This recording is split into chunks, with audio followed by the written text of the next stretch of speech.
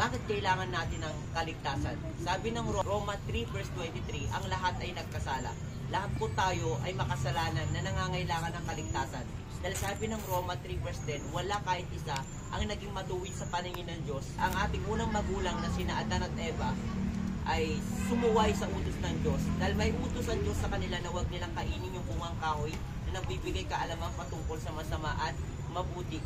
Subalit sila ay sumuway kaysa sumunod.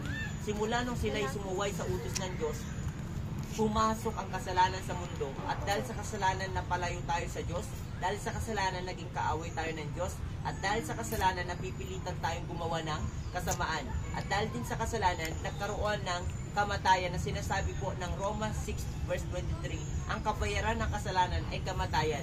Ito po yung physical death at eternal death.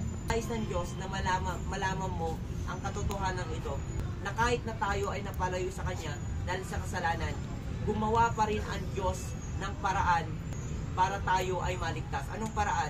Isinakripisyo niya ang Kanyang anak na si Jesucristo, na sinasabi ng John 3:16, sapagkat gayon na lamang ang pag-ibig ng Diyos sa sanlibutan, kaya't ibinigay niya ang Kanyang buktong na anak upang ang sinumang sumampalataya sa Kanya ay hindi mapahamak, kundi magkaroon ng buhay na walang hanggan. Ang pag-ibig ng Diyos ay napakalawak.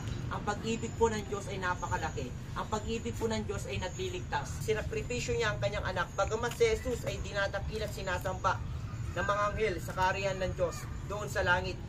Siya ay nagkatawang tao, nagpakababa, hinanap niya yung mga makasalanang tulad mo, tulad ko, at tulad nating lahat.